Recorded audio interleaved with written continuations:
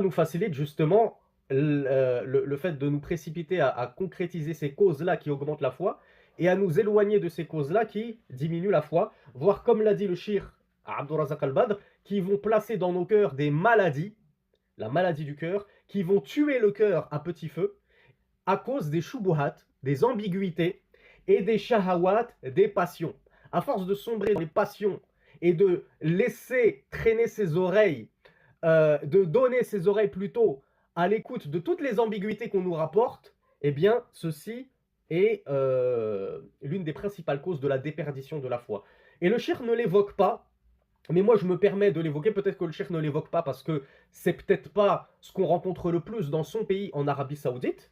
Mais vous qui vous trouvez principalement en Europe, je pense que vous savez qu'on a beaucoup de frères ignorants, et je ne vais pas citer de noms pour ne pas leur faire de pub, ni pour les mettre en lumière, qui s'improvisent prédicateurs, hein, comme tout le monde, hein, tous les influenceurs TikTok et Instagram, ce sont tous devenus des prédicateurs, sont tous devenus étudiants en sciences, Redazer et compagnie.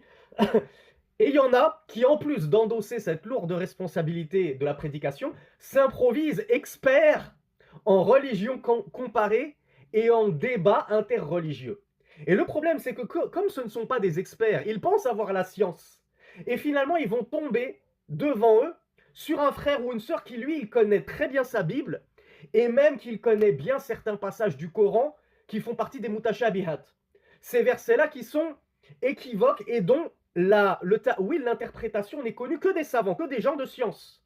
Eh bien, il se peut, comme c'est arrivé dans des débats chiites sunnites, que des chiites viennent secouer certains sunnites avec des hadiths qui semblent être en notre défaveur, à nous les sunnites, alors qu'en fait, tous les savants connaissent comment contredire ces shubuhat, ces ambiguïtés.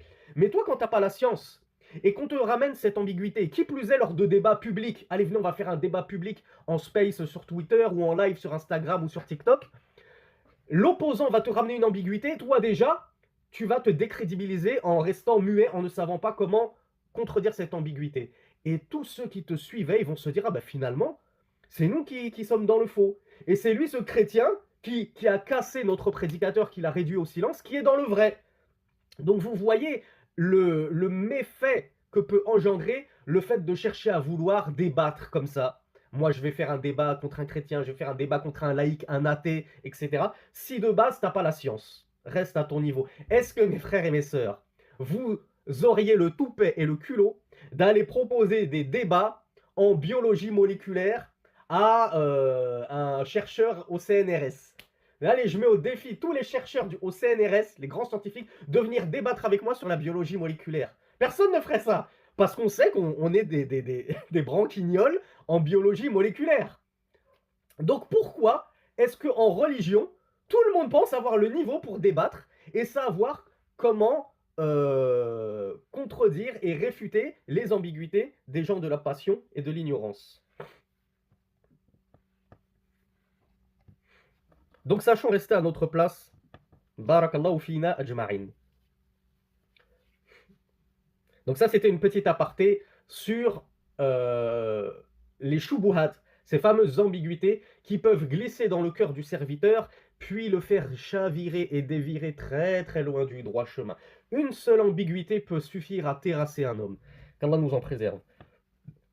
Et du coup, quelle est la solution, mes frères et mes sœurs, pour échapper à ces ambiguïtés? J'attends de votre part 2 solutions radicales. Alors il y a elle, Hanifa, qui me dit la science, c'est-à-dire apprendre la science, bien évidemment. Et il y a Bilal qui me dit éviter le débat.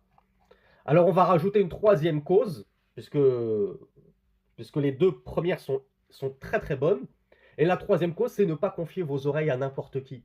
Ne pas écouter n'importe qui. Ne pas penser que cet influenceur-là sur TikTok ou sur Instagram, parce qu'il a 3 millions d'abonnés, c'est un shir.